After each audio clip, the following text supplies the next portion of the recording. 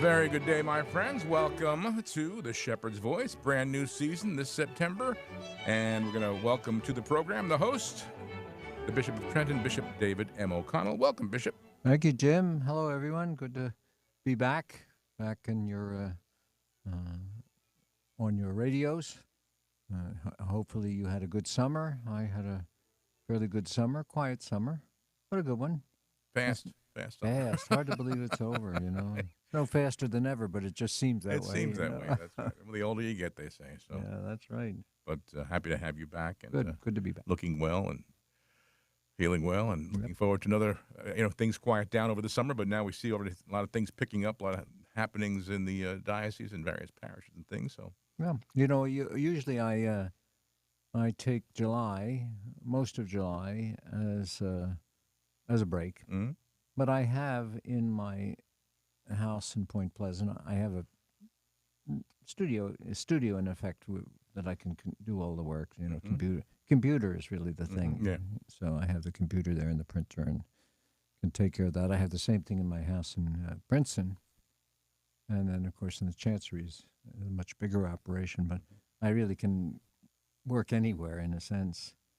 I'm just returning yesterday from the administrative board of the United States Conference of Catholic Bishops, because I'm the chairman of a committee, and I'm the chairman of the Committee on Catholic Education.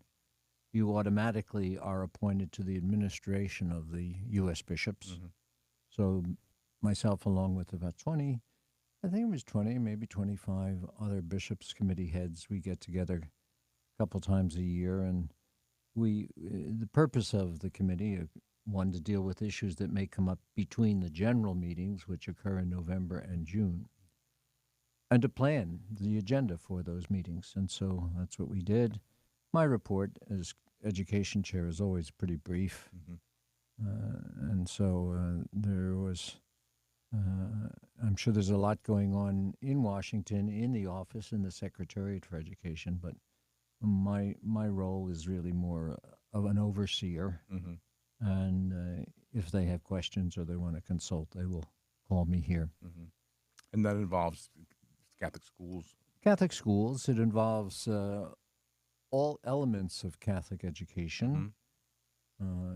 There is some overlap, like with the Committee on Evangelization, the Committee on Laity, the Committee on Youth, and some of the other committees. There are at times overlap, but our focus is generally schools. Mm-hmm.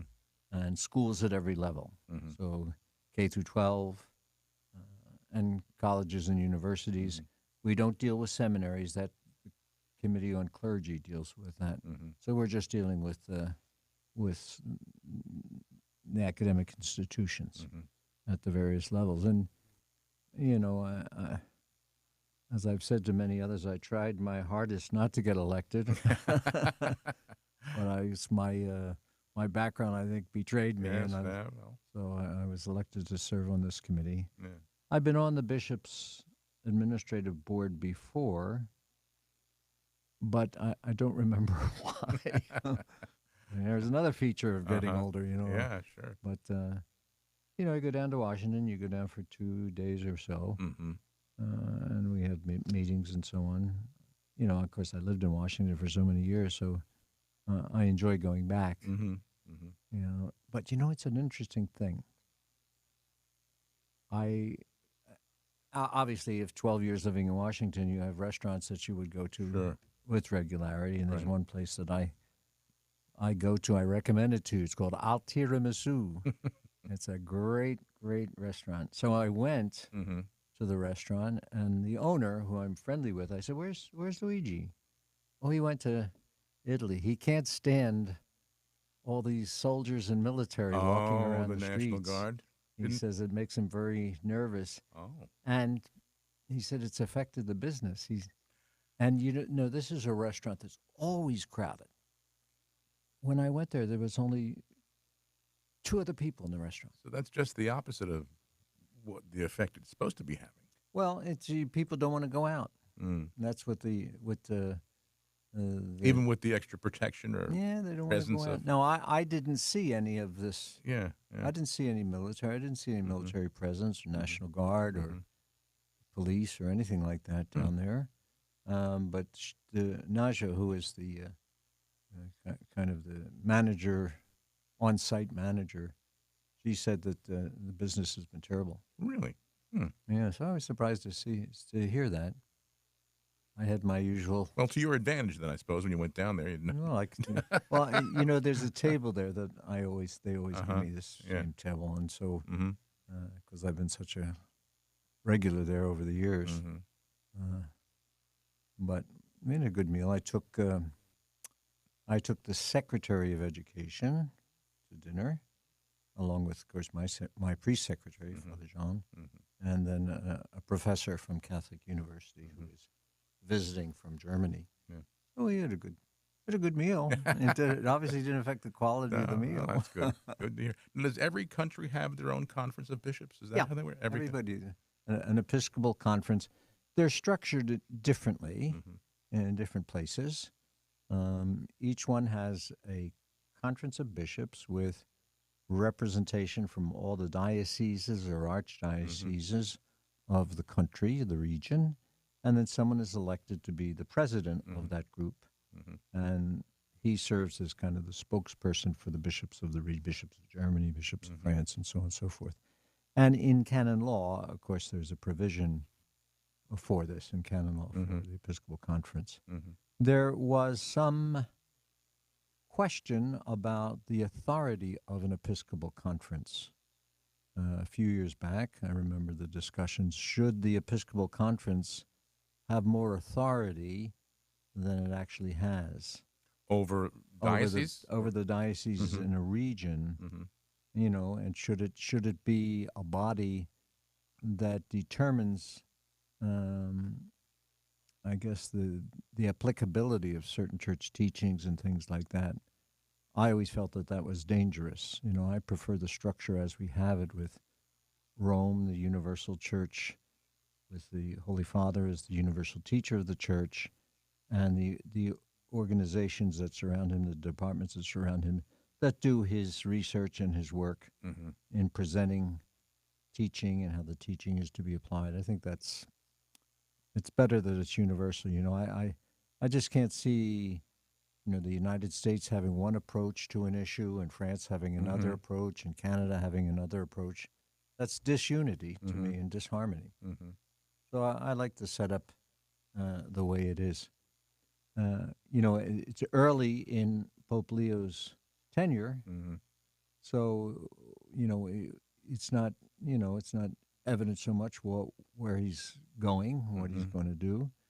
He has made several comments about a continuation of the approach of Pope Francis, but he's already shown that he has taken a different path.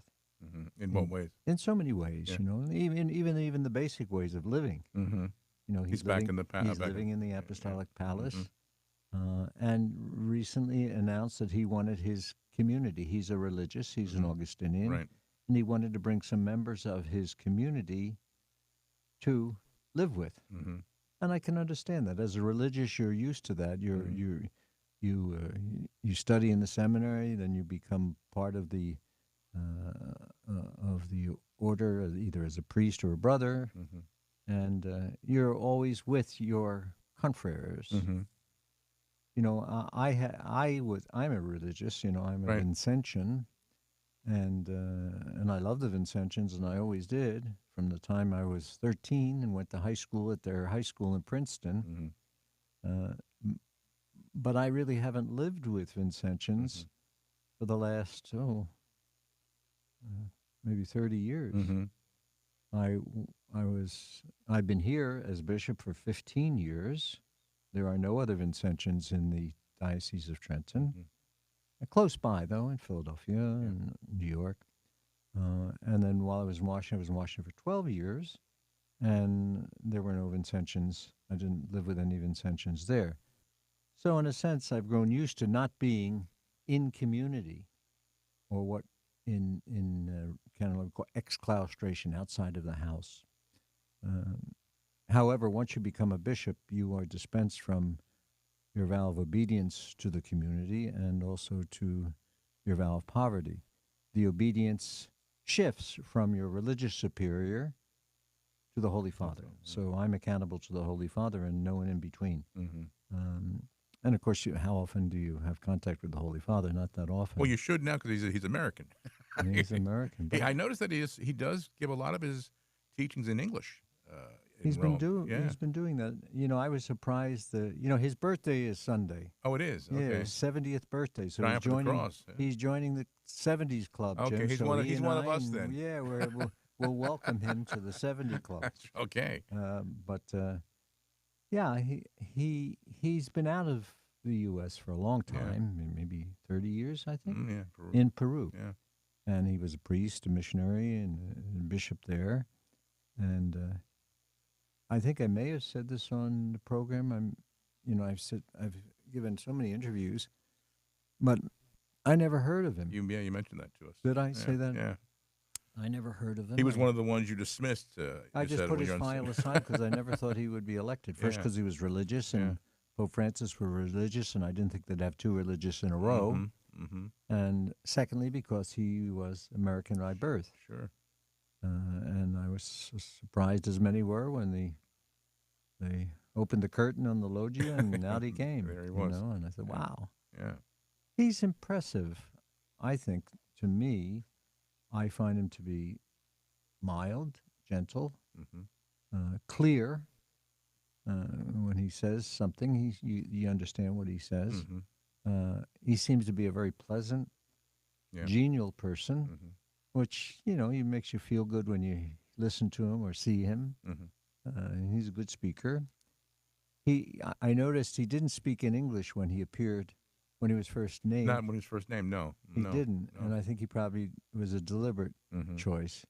And I've heard lately, I don't know if this is true or not, but I've heard lately that he's really trying not to push his American nationality. Well, he's the Bishop of Rome, so I would imagine he speaks to his people in their own language. Yeah, he does. He Yeah, speaks, yeah.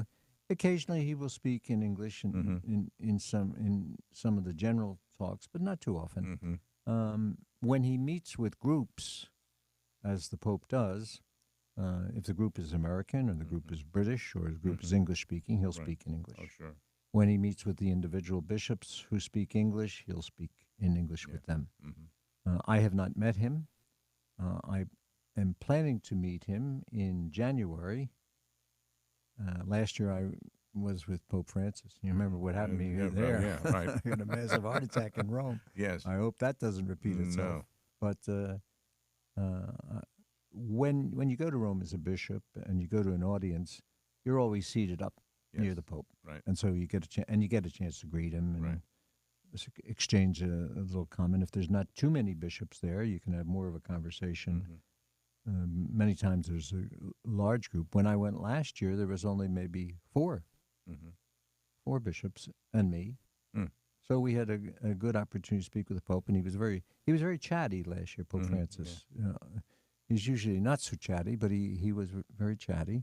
We had a chance to talk a little bit, and so I Well, now with no language barrier, we can get him on the program. Have him calling. Get him on the it's funny, but everybody's trying to get him here to the U.S. I'm sure. And they're making all kinds of reasons for him to come. One of which is next year is the 250th Right. anniversary of the United States of America, of its foundation. And so they're hoping that he will take that as an opportunity or an occasion to come to the U.S. and make a visit.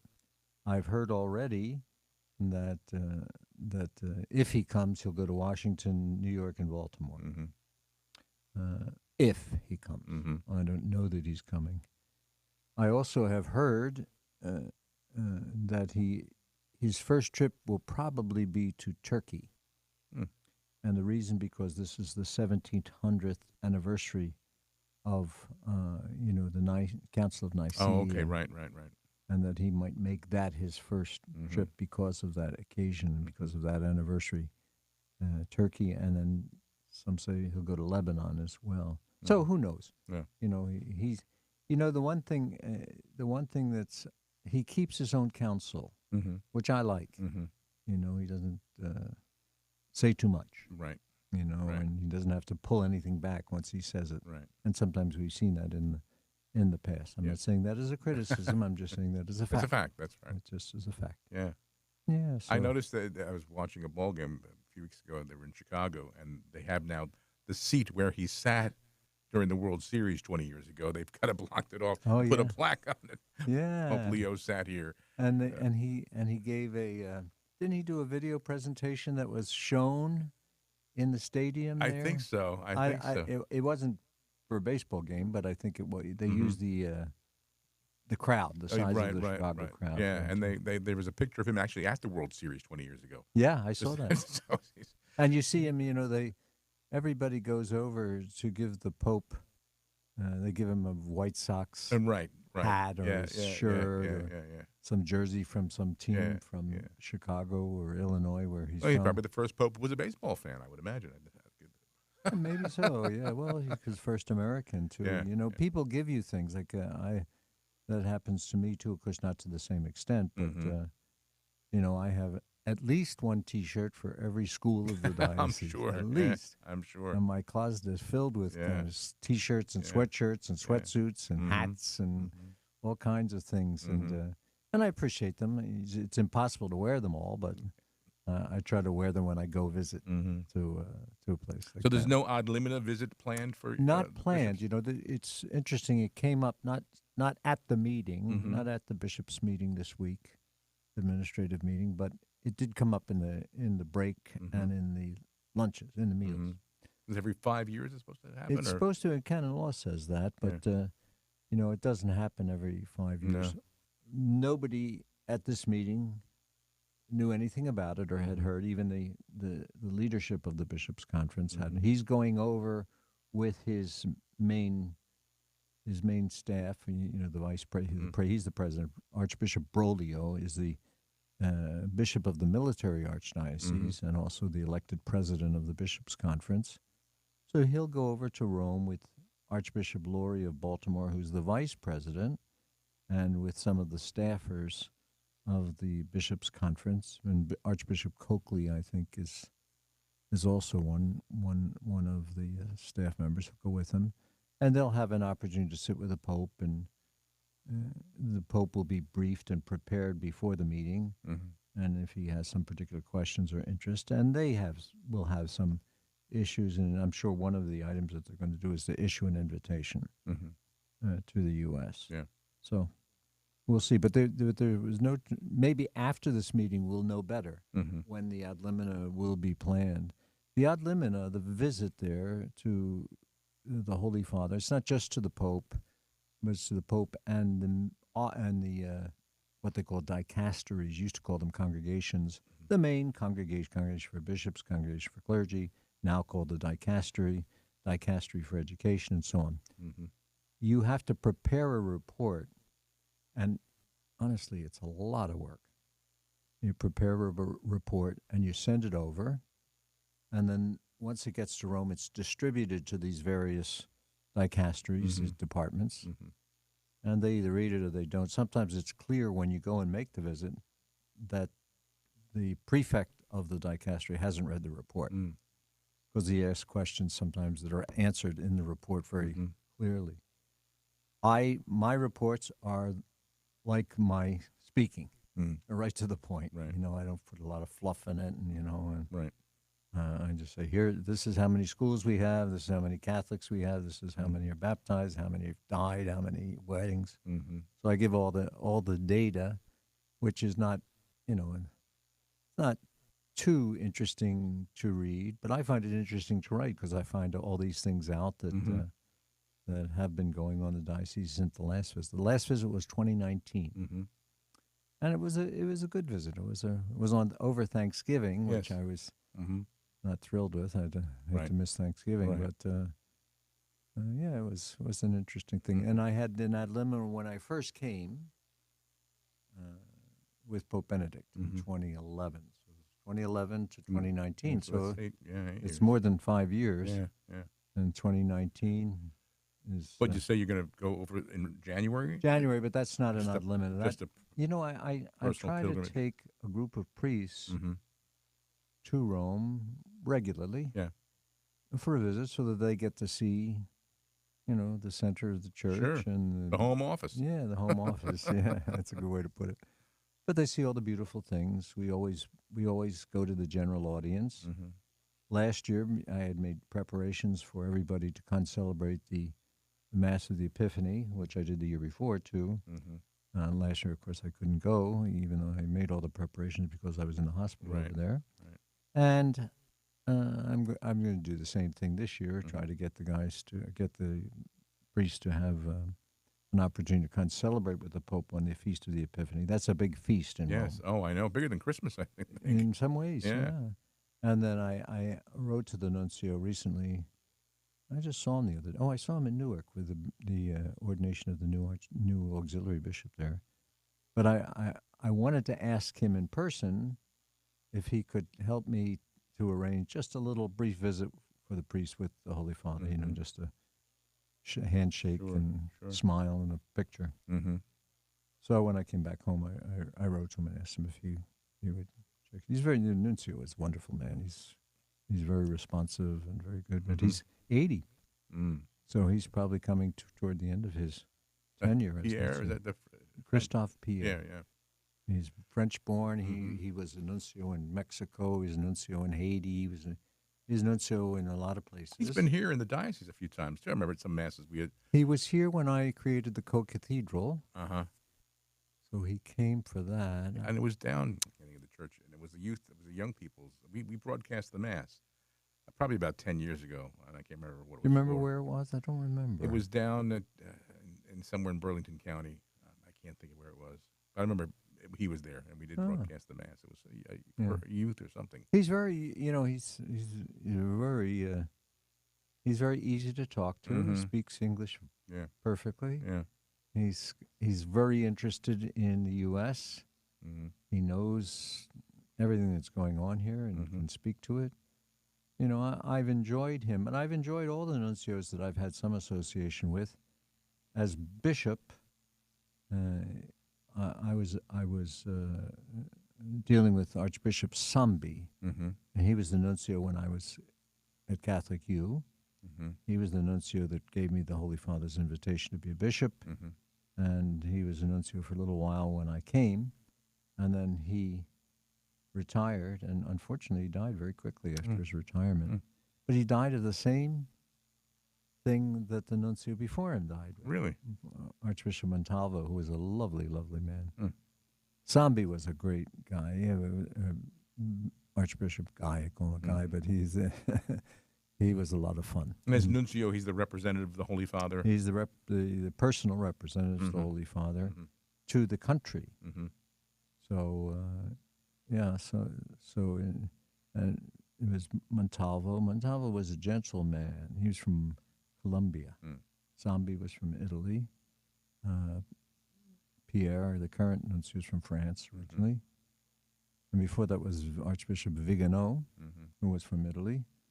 I'm trying to think of who was before him. It was, I remember the guy, I can't remember his name. Isn't that awful? What was his name? I just remember the way he talked. He was, when I was inaugurated at Catholic U, of course, Catholic U being a pontifical university, Right. papally chartered university, he was there, part of the ceremony, and he was asked to speak. I can't think of his name. Isn't that terrible? But anyway, when he went up to the podium, we are here today for the, and he looked at me and he couldn't remember my name during the ceremony. The president. But I've had good relationships with all the nuncios, which is important. Yeah. It's important, Now, you especially as a mentioned bishop. you were doing statistics of numbers of deaths and marriage and things. I was reading recently that they're saying there's an influx into the church all of a sudden, like in Great Males. Britain. So what's Young men. young men? And this is what everybody is reporting. Yeah. And I've even noticed it, traveling around the diocese as I do it to the different parishes. And I've noticed more young men in the congregation. Mm-hmm. And that's why at every Mass I put a plug in for vocations. Sure, sure. Well, the 'Cause Lord's if they have an replenishing. interest Yeah. in the faith, maybe they'll take it a step further. But yeah, there is an I just increase. wonder. I mean, I'd like to think many reasons why, but what really is inspiring this influx into the church? Great Britain, they said this past last year had an enormous increase in people coming to the church, which for that country is Yeah, unusual. yeah. And just curious as to what is really Well, attracting them. What's I bringing mean, them I in. think it's the world we live in, Mm-hmm. and it's a reaction to the world, and it's reaction to the world taking us down a path that's going to lead to nothing. Mm-hmm. And the young people, especially the young men, they want an anchor, Yeah. and they want values, they want a vision, they want something that is better, bigger, stronger than what they've been offered. Right. And we see in the world today, especially with the shooting yesterday of Charlie Kirk, who Mhm. was kind of a hero of young people, Yeah. young men, with the school shootings, which I just can't understand people shooting these youngsters. Oh, I just horrible. don't Yeah. understand it. No. I didn't understand the shooting yesterday. I don't understand any of these shootings. Or even the young woman on the train by, And the by knife, woman on the murdered. train, Yeah. not only shootings, but just doesn't make No. sense. And I think it's probably, you know, a reaction to the desire for something more in life, and that something more is God. Yeah. And God is. And I was watching a program the other night with Tucker Carlson. Who's Episcopalian, and he was saying how impressed he always is. He had Bishop Barron on his program recently for like an hour and a half interview. Oh, yeah, Amazing. yeah. Bishop Barrett sat next to me at the meeting. Oh, he did. past Okay. weekend, yeah. But he was saying, although he's not leaving the Episcopalian Church, he was saying how impressed he is that the Catholic Church has not changed. All these other denominations, they with women They give priests, up. and they go into all different directions, and they're approving things that we know shouldn't be approved. But the Catholic Church has just remained steady. It's not changed in those doctrine and dogma. Well, steady in its central beliefs. Yeah. I mean, some of the things that are not essential, Right. some of the accidental things, of course, have changed. Yeah, right. But the central belief of the Catholic Church is consistent to the faith as it has always been. Mhm. Has always been preached and always been taught, and that is a good thing. And I used the word anchor a little bit earlier, and I think that's what these young people are looking Yeah. for. They're looking for an anchor. Mm-hmm. They're looking for something to hold on to in a world that seems to have gone crazy. Yeah. And so, God bless them. If you're listening, keep coming. Stay. That's right. Stay with us That's because we have the keys to eternal life, Yeah. and that's And I said it kind of half facetiously, but the fact that it is all young men, it's almost the way the Lord is replenishing the numbers of people from whom could be chosen or who are chosen to be priests. If it's young men that are coming into church, there's probably a very we have good about spiritual reason for that. nine in the seminary this Mhm. year. I wish it was much more, but we have good men. We have two seminaries that we use: St. Charles Seminary here in Philadelphia, Mhm. which is close by, and Mount St. Mary's in Emmitsburg. Mhm. Also a very good place too. And then the priests get good training, good academic training, good pastoral formation, and personal formation. Some who may have some need for counseling or some assistance. We provide that for them too. So it's a good thing. Mhm. And I will see them all tomorrow. Tomorrow we have the diocesan pilgrimage for the Holy Year. Oh. We this whole year was declared by Pope Francis to be a holy year, a jubilee year. Every 25 years, Right. you have the ordinary jubilee. And so we have been having throughout the year different jubilees for, the Blue Mass was the jubilee for the law enforcement, and the Red Mass in October is for judges in the legal profession and for youth. the Jubilee for grandparents and the elderly. Mm-hmm. We have coming up next week the priest convocation, so it's a Jubilee. So there are many, many Jubilees to celebrate the different groups in the diocese. And tomorrow is the Jubilee for the whole diocese. Now, we frequently take a pilgrimage trip to Washington Yes. to the National Basilica, which I said Mass in on Wednesday. Beautiful basilica. But this year I decided to go to Czestochowa because that's close by. It's in Doylestown. Right. Mm-hmm. And many of our parishioners have never been there. Really? Yeah. Yeah. So Doylestown advertises welcoming groups. Yeah, yeah. I think they're going to get more than they asked for with our group. I think we may have as many as 2,000. Wow. There and Although I do think that the church actually does hold 2,000 people. Oh yeah, Yeah, it's a a beautiful large, big church. I used to say Mass there for graduation from the high school where I worked. Oh, at Archbishop Wood. Archbishop Wood. I was the what was I? I had some title there. You were some kind of big shot over there. Yeah, I was the director of activities. Okay. which included graduation. Yeah. But it's a beautiful church and beautiful grounds. In Washington, you just have the basilica. You go, you spend the day in the basilica. But here you have the beautiful church, beautiful grounds, and you can walk around and so on. So I really encourage anybody who's not planned to go. Yeah. Go to Doylestown, to the shrine of Our Lady of Czestochowa. And I do believe they have a John Paul II display where they have a lot of his clothes and stuff like that. and things. Maybe so. The priests who run it are the Marian Polish. Yeah. Mm-hmm. And Pauline fathers, and brothers. And so we hope to see them opportunities for confession.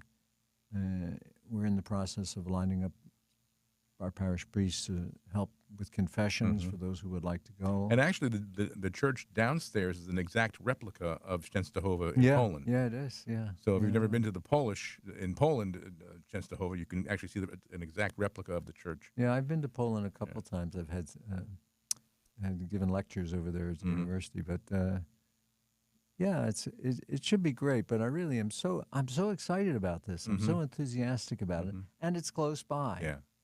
So folks can get there and get back home. I have Mass there at 10:30 tomorrow, and throughout the day. I think the day starts around 9.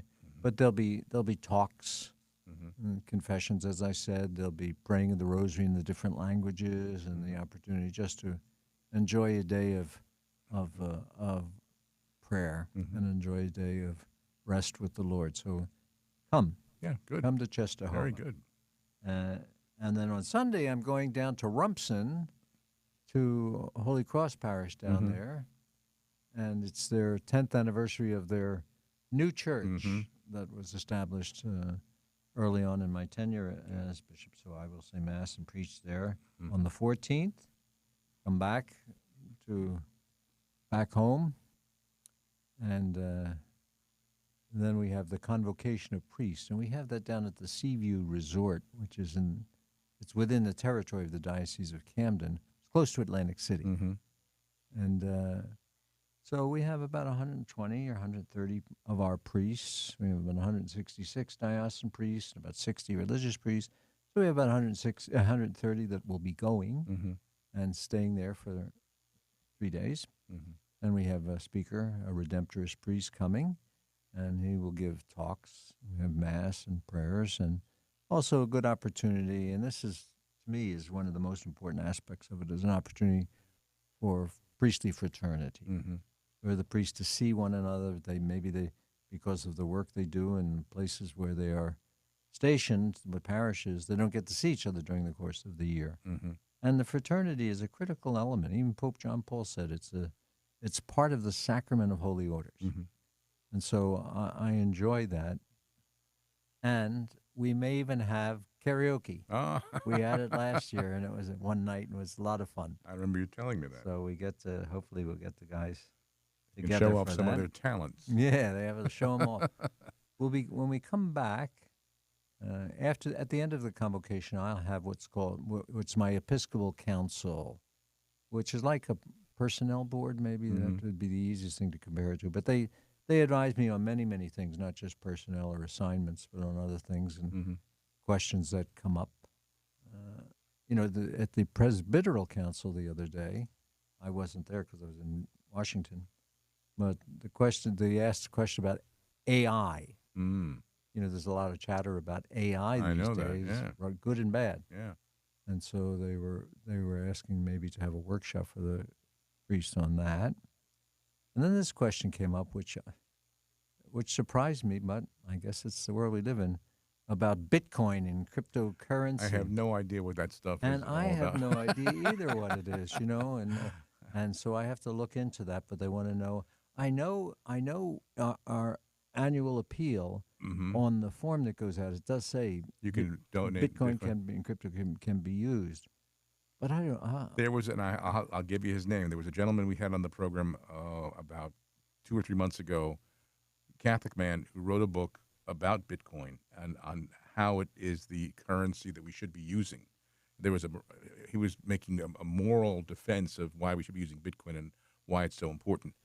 I mean, he has a book is by I think it was through not Ascension Press, Sophia Institute, and I can't think of his name. I'll get it to you though. But he's an expert, a Catholic expert. Where is he from? Not quite sure where he's from. Yeah, but he was on the show. He was on our program. What did you think of his? Well, maybe it's not politic to say, I mean, he explained it very well, and there's only a limited number of Bitcoin. I mean, but for me, it was, my mind is so. There's no backing to the Bitcoin or the currency like there is for the U.S. dollar or other currencies. Right, and he says I guess that's part of his argument, is that there couldn't be any kind of intentional fraud or just this is the way he was explaining it. But I'll get you his name. Yeah, give me the book and I'll take a look at it. He was very, very, very good, in explaining it, although I didn't understand it completely because I'm not that. You know what I'm more interested in is these QR screens. Yes. That I really believe, and I want to talk to the priests about this, about having this in your parish, having it a QR screen in the vestibule, having the QR screen on your parish website, have your QR screen on it, whatever documents that come out of a parish or messages that come out of a parish. Right. So that donations can be made that way. And that's the way people are paying for things and doing things these days. And I know there are some dioceses, Florida, some in New England, who use it and say it's been very, very good. It's so convenient for people. Yeah. It doesn't interrupt the Mass with collections. Right. You're walking in, you take your cell phone, there you go, you donate your $10, $20, whatever you give, and go to your seat, and you have a good prayerful Mass without interruption. But I'm looking into that to see how we do that. I was studying it a little bit in the wee hours of the morning today just to say, let me look into what kind of platform you need and how you have to do this. So I've done that. And people can donate to us, but I have it on our, you can. You have it on the screen? Yeah. Eric Sammons is the gentleman's name, editor-in-chief of Crisis Magazine. And the book is called Moral Money. And he got his master's from Franciscan, several books. Eric Sammons? Sammons. Sammons. What is it? Eric Sammons. Sammons. Yeah. Moral Money is the name of the book. Yeah, I'll look it up. Look it up because he was, But anyway, it came up as a question among the priests. The priests, when they get together, they bring up things. Mm-hmm. And I'm usually there. The chairman of the Presbyteral Council is the Vicar General, Monsignor Gervasio, pastor of Our Lady of Sorrows, St. Anthony Parish. And he coordinates it and sets it up, and he runs the meeting. I'm frequently there, and, it's an opportunity sometimes for the pastors who are part of this council or other elected representatives to ask me questions because they don't see me often, so often, certainly not as often as I would like to see them, but, you have so much to do. So it came up with them. Sometimes when I'm not there, they ask more questions. Man, when you're not there. He's not here. I can ask this question. I don't want him to get mad at me or something Right, like this. right. But I don't get mad at them. I'm happy that they this month, Jim, is Suicide Prevention Month. And this is so troubling to me. I don't know whether you read about the priest up in the Diocese of Patterson, No. Colombian priest, young fellow, who took his life. Oh. And when we talk about suicide, at the same time we have to talk about mental illness. Mm-hmm. Because this is a huge problem. Oh, sure. And it's not a moral issue, mental illness. It's a psychological issue. It's a physical. It's a medical issue. Mm-hmm. I just wrote recently an article for the Monitor and for our website, just sharing some thoughts about mental illness because it is significant. I think we're going to have probably a conference on mental illness in May. I think it's in May of next year. I'll get the date for the next program next time I'm on, but it's necessary. It's just necessary. There's so much. And I was watching a program yesterday, and there was a doctor there, an expert, and he said the major contributor to mental illness is anxiety. Mm. Interesting, isn't it? Anxiety. Mm-hmm. And you run into a lot of this. Over the years, I've been a priest now for almost 44 years, and I've talked to many, many, many people who clearly have mental illness-related problems. And it oftentimes it goes beyond my ability to treat them or give them good counsel. So people need help. The best thing that many of us can do as priests or pastors who are not particularly trained in psychological evaluation is to refer people to good psychologists, good clinicians to help them. And the article that I wrote on mental health, it's on our website, the Trenton Monitor website, and also on our social media. So if anybody wants to look at it, feel free. And in our catechism, there's a beautiful paragraph on suicide. Yeah. And the church is, obviously the teaching from the church, and it really is a very comforting paragraph to those left behind who fear for the immortal soul of the loved one. Sure. But the catechism is very clear about just what you mentioned. There's so many factors involved. Yeah, and we've taken it in a little bit of a different direction in the church, in the teaching church, than in the past. In the past it was just, they're going to hell. Right. It's couldn't even have a funeral, I think, of a mass at one point. Maybe so, and that, of course, that is no longer the case. No, not at all. But it's something to be mindful of. Yeah, I saw Bishop Sweeney of Patterson, who is the bishop of where the priest died. He gave a beautiful talk on this, and frequently, like publications like the National Catholic Report, National Catholic Register publishes many articles which should be of interest to people, which are of interest to people. Anyway, the mental illness thing brings to mind, the shootings that are going on. The shooting in Minnesota, devastating. Yeah, the children. Thank God that they have a policy, or once the mass starts, they lock the door. Yeah. So people can't come in. I'm sure it makes people mad because there's some people, the 10 o'clock mass for them is always the 10:10 mass. That's right. But it saved lives. Yeah. And Bishop, there were a couple of little children they interviewed, and these children who threw themselves on top of their friends. I know. And I remember one little boy who said, "I threw myself on top of it, and I just began to pray." And it says a lot for Catholic schools too. If you ask me, Certainly does. where their focus was in a tragedy such as that. Yeah, and after the shooting there at the Annunciation School in Minneapolis, the diocese was receiving calls.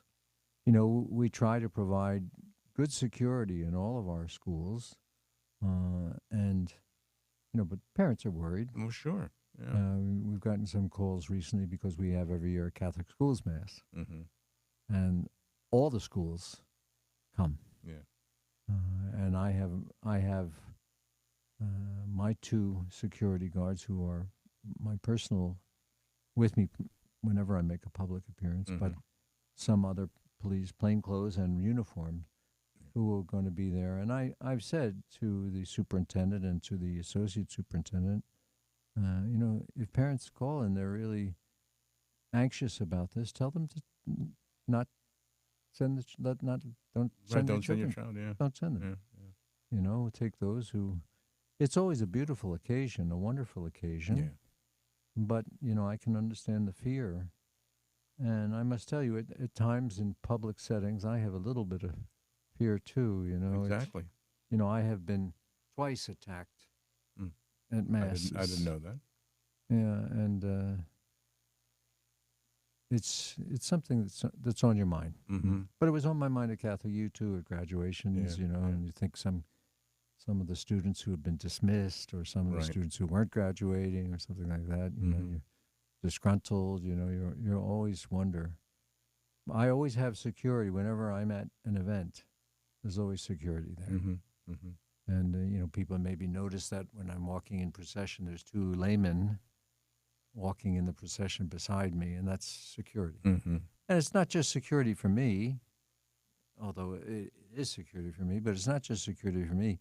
If something were to happen, God forbid, I have someone there, people there who are police experienced, either Right. they're active police or retired police, and Mm-hmm. they know how to respond Yeah. in emergency situations. So, but it was horrific in Minneapolis and heartbreaking, but it's true in so many schools. Even the day that Charlie Kirk was shot, there was a shooting In Colorado. in Yeah. Colorado. Mhm. And I just don't understand it. What is moving people to? It has to be something related to a mental illness that's Right. that's Because there. this didn't happen 50 years ago. No, it to didn't. the numbers that's happening now. It didn't happen, and it just seems to be happening more and more and more. And you almost can't turn on the evening news on TV. No, I know. We every night now we live in Bucks County, and with the Philadelphia news we get, and Yeah. it's always the first story. Where was the most recent shooting? 2 or 3 a day. Ugh, horrible. Huh. Well, I mentioned earlier about the administrative board of the Bishops' Conference, and my being the chairman of the Catholic Education Committee. We're in the summertime when the president and the Congress approved the bill, the big legislation Mhm. that they were Mm-hmm. promoting. It looked great for Catholic schools, like they were going to have shot at federal funding. Mm-hmm. And then as time went on, of course, it got whittled down, Mm-hmm. and now it's not where we had hoped it would be. So one of our big priorities in the Bishops' Conference is to push educational choice. Mm-hmm. And I know the New Jersey Catholic Conference, that's the five bishops of New Jersey, 5 dioceses, are promoting and pushing this. Mm-hmm. It's a tough sell in New Jersey. Yeah. New Jersey tends to be, for whatever reason, I think I know some of the reasons, but it tends to be not too supportive of Catholic schools, parochial schools, Mhm. private schools, Yeah. schools that are not public schools, as though and they were enemies of the public school system, and they're not. Mm. I often speak when I speak at masses or when I'm talking to Catholic school audience, I mention public schools and support for public schools. I also mention that there's a difference between a public school and a Catholic school, Right. and this is what the difference is. Yeah. And if you want that difference, then your place is Catholic schools. Yeah. Mm-hmm. If you don't want that difference, well, you're on your own. Yeah. You can go to public school, Right. and we have good public schools in New Jersey. I was down at in Brick at St. Dominic's Mm-hmm. on Sunday, and for the canonization of Right. Blessed Carlo Acutis and Blessed Pier Giorgio Frassati, Mm-hmm. and we had standing room only Really? at the mass. Wow. It was beautiful, and beautiful celebration in honor of the canonization of these two new saints. Mm-hmm. St. Dominic and Brick has a shrine, a diocesan shrine Yes. to Blessed Carlo. Mm-hmm. And I blessed the new. They opened or presented a new wall with pictures and stories and stuff like that. They have the relic of of Saint Carlo, which his mother gave me. Mm-hmm. She was part of the creation of that shrine, Mm-hmm. and yeah, so it's worth taking a peek if you're down in Brick. Yeah. Stop at St. Dominic's and make a little visit, say a little prayer to St. Carlo Acutis. Mm-hmm. I felt a little bad for Pier Giorgio because he was he seemed to be getting second. Yeah. Well, he was it for a while until Carlo came on the scene. Yeah, Carlo, but the two of them, wonderful, young. Mm-hmm. One leading us into the 20th century, Yeah. one leading us out of the Right. 20th century. Right. For Pier Giorgio, it was 100 years anniversary since his death. Yeah. But these are great saints and great role models, both for young people and also for people who are little. And Saint Carlo, is in Assisi, entombed in Assisi. But is he incorrupt? By his choice. Yes, but is he incorrupt? Because we saw No. they don't consider that incorrupt. He looks incorrupt. He does. He looks perfect. Yes. I asked his mother myself. Yeah. She said, no, he wasn't incorrupt. That's wax. Oh, it is. It's wax. Because he wasn't incorrupt. Okay. All right. Pier Giorgio, He's however, up in Turin. He's in Turin. Yeah, they brought him to Rome for the canonization. Oh, they brought did? his body there. I think he's going back to Turin. Okay. But there are no first-class relics of Pier Giorgio. Really? Usually when there's there's a piece of bone or hair or something like that. So only second-class relics Oh, wow. of Pier Giorgio. Carlo, yes. In fact, I personally have a relic of Carlo in my chapel at Princeton. But Pier Giorgio, no. So I wrote to Rome and asked them if they could provide me with a second-class relic. And so I haven't heard back from them. But that was a beautiful celebration. On the 25th of this month, I'm going to put in a plug for the pro-life mass. Oh, yes. Okay. Statewide. All the dioceses of New Jersey. I will celebrate the mass at the cathedral in Trenton, and Bishop Sweeney of Patterson will be the preacher this year, and that's on September the 25th. We have a lot. That's a weekday, right? It's a weekday, yeah. I think it's a Thursday. It's the same day that I'm going right from the cathedral to the hospital for heart surgery. Oh, my. So, say a prayer. I had mentioned earlier about the priest convocation. On September 18th, we have the Catholic Charities Gala, which is in Cinnaminson. And that's wonderful. On the 19th, I'll be at Georgian Court University to give an address as they begin a new program, a new educational program there, academic program. So I'm giving the talk there on Catholic schools as our hope, and that should be a nice opportunity anyway.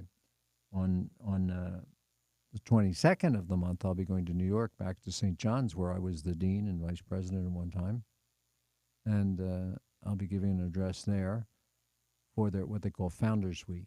It's St. Vincent de Paul and his how he influenced education, especially at St. John's. September 27th is the Jubilee convocation for pastoral councils, parish pastoral councils, and staff. And that's going to be at St. Catherine's in Homedale, and so that'll be a wonderful thing. So there's a lot going on in the diocese, as always. As I said, this is a holy year. The holy year began, and it will come to an end. And I will declare the end of the holy year in the Diocese of Trenton on Christmas Eve. Okay. I'll be celebrating Mass at St. Gregory the Great in Hamilton, and I'll issue the decree and announce the end of the holy year. I think in Rome it's going to end on the 27th or 28th. But I figured this is a great opportunity. You have so many people at Mass. Yeah. When I issued the decree to begin the holy year, there were very few at the Mass. Yeah. It was a Sunday afternoon, I don't know whether you remember. And I was disappointed because I thought, oh, geez, this is a big deal. And I promoted it, and we didn't have a lot of attendance. But this way, it's kind of by accident, I'll have a lot of attendance for the closing of the holy year. Very good. So, but that's my show for today. All I right, guess. Bishop. Well, good to have you back, and we'll look forward to talking with you next month. Great. Good to see you. God bless everyone.